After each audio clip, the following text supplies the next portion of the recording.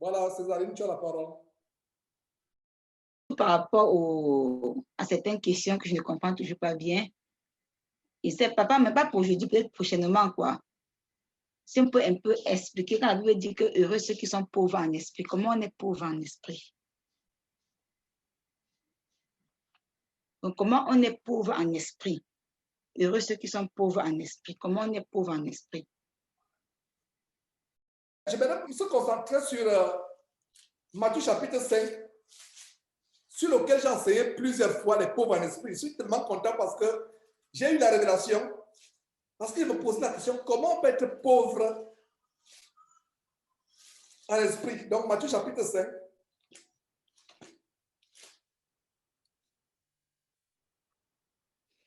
Verset 1.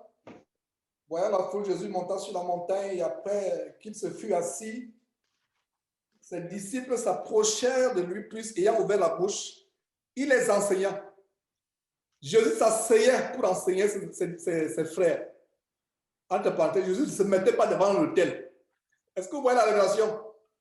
Ta question nous amène à voir une grande révélation ici. Beaucoup de gens. Jésus, devant ses disciples, il s'assoit. Même pas devant, je vais dire avec ses disciples. Pas devant. Après qu'il se fut assis, ses disciples s'approchaient de lui. Et ayant ouvert, il s'est assis. Jésus ne s'est pas mis devant le lutrin. Vous voyez aujourd'hui les églises, c'est que tu te mets là, debout, les gens sont au parterre, toi tu es sur le podium, ça ne vient pas de Dieu. Ça, je ne sais pas d'où ça vient ça. Jésus s'asseyait avec ses frères. C'est ce que nous faisons dans nos églises de maison. On s'assoit avec les frères, on enseigne. Donc, si on était le jour, on va peut-être se trouver par la grâce de Dieu dans une même maison. C'est comme ça. Je m'assois devant les frères, j'enseigne. Il y a Confort qui m'a envoyé une vidéo, qui m'a montré une vidéo où quelqu'un dans une maison, il y a le lutrin, il y a le micro. Dans une maison, c'est une petite pièce. Il y a une petite pièce, il a le micro, il a le lutrin en bois, il est derrière, il a le micro. Pourquoi avoir le micro? Pourquoi ça? C'est-à-dire qu'il veut tellement reproduire Babylone dans sa chambre. Donc les gens, quelques-uns sont une dizaine, il a le micro, il est là, et les autres chantent aussi. Ridicule. Donc, il s'est assis. Donc, quand je découvre quelque chose de tellement merveilleux, je fais une parenthèse. Donc, regardez ici que Jésus s'asseyait avec ses disciples pour enseigner. Entre frères, c'est comme ça. C'est comme ça que les églises de Dieu vous asseyez. Il n'y a pas que toi, tu as une place de maman pasteur, de papa pasteur, il y a un trône. Ça, c'est les synagogues de Satan. Alors, verset 3, verset 2 d'abord, puis ayant ouvert la bouche, il les enseignants et dit, heureux les pauvres en esprit, car le royaume des cieux est à eux. Pauvre en esprit, c'est que dans ta tête, tu n'as pas une autre opinion de toi-même. Tu ne penses pas que tu es intelligent.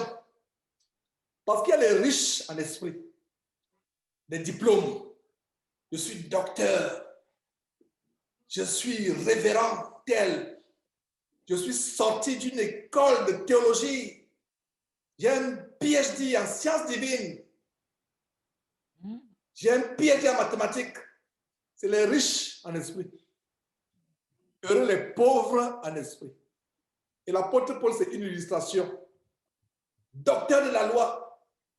Mais quand il a commencé à prêcher la parole de Dieu après sa conversion, Paul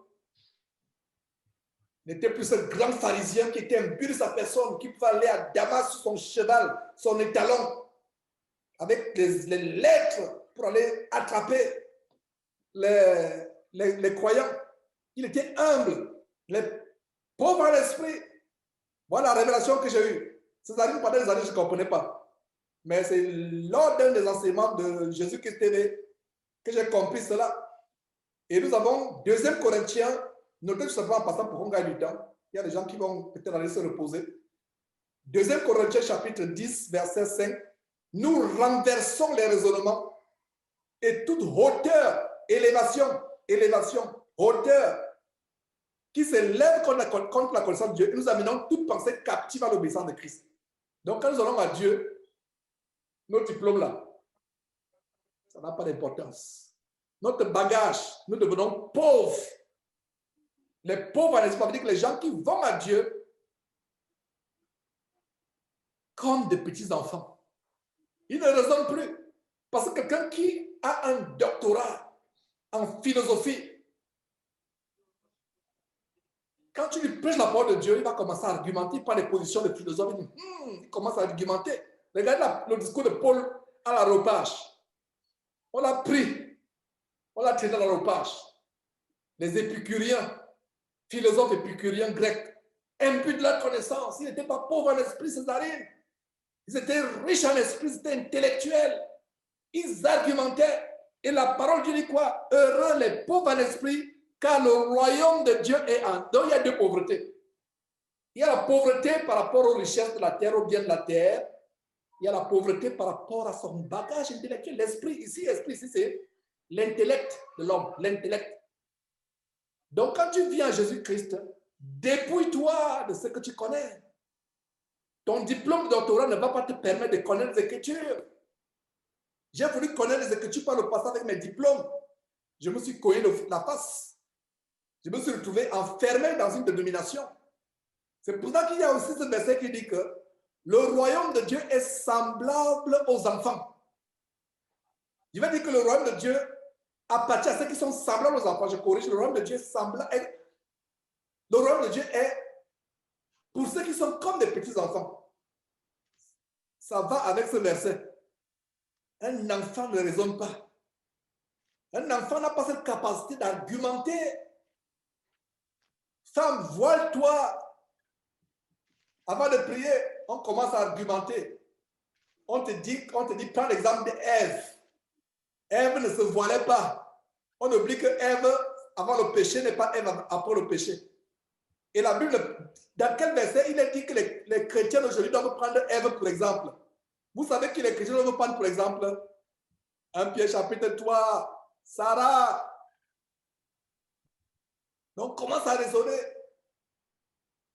La chaîne venait et résonnant que j'ai exposée à plusieurs reprises, que j'expose encore ce soir avec ta question. Une chaîne qui s'appelle venait et résonnant. Résonnant. Le royaume de Dieu n'est pas pour ces gens-là. Tu te fais petit. Même quelqu'un dans le monde, un philosophe, avait dit quelque chose, je ne sais pas si c'est Socrate ou Platon. Je sais une seule chose, c'est que je ne sais rien. Honte à nous chrétiens. Voilà une citation d'un célèbre philosophe grec que j'ai apprise en terminale il y a je ne sais pas combien d'années. Célèbre à travers le monde, je ne sais pas si c'est Socrate ou Platon, qu'il sait une chose, il ne sait rien. J'ai comme l'impression c'est plutôt la Bible qui voulait plagier. Quand nous allons à Dieu, Seigneur, mon intelligence est comme un vase, plein, les niveaux. À ce niveau-là, il est plein de philosophie, il est plein d'économie, plein de droit, plein de sciences humaines, plein de psychologie, plein de ceci, plein de toutes les connaissances de la terre. Voilà le seau. Beaucoup de frères et sœurs vont à Jésus, ayant le seau plein. Ils veulent ajouter un seau plein. Non. Vide ton seau. Deviens pauvre en esprit. Oublie tout ce que tu connais. Le grand-père du village qui n'a même pas fait, qui ne sait même pas écrire ou lire, comprendra cette parole plus qu'un docteur en mathématiques. Regardez les docteurs en mathématiques. Les docteurs en mathématiques croient que Jésus est mort un vendredi, il est ressuscité un dimanche. Docteur en mathématiques.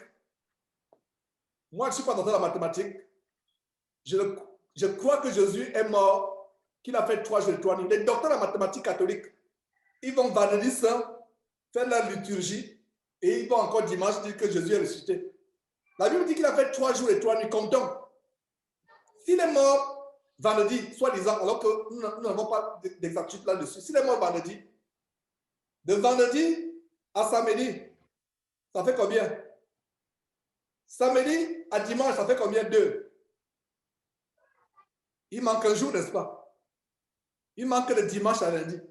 Mais regardez, il y a les docteurs en mathématiques qui font des équations, ils passent le temps à faire des équations, ils publient des livres, mais ils n'arrivent pas à croire à une petite vérité que Jésus ne pouvait pas mourir un vendredi et ressusciter dimanche.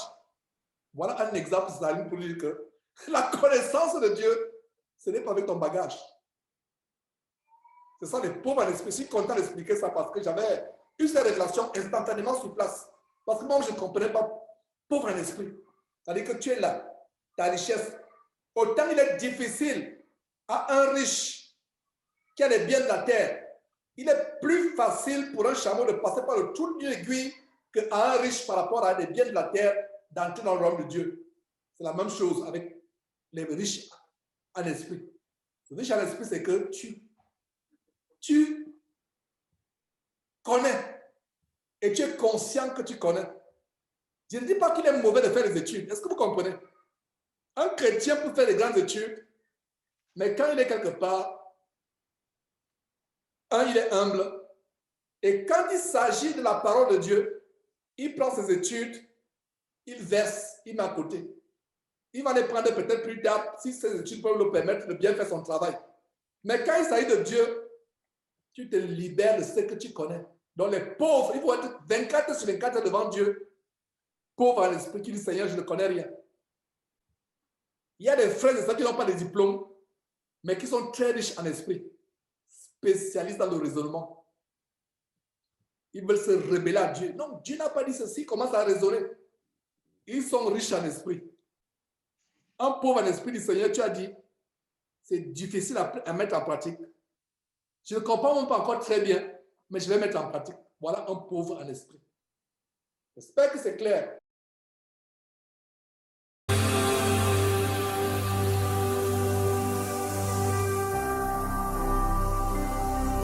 Jésus-Christ TV, vous connaîtrez la vérité et la vérité vous affranchira.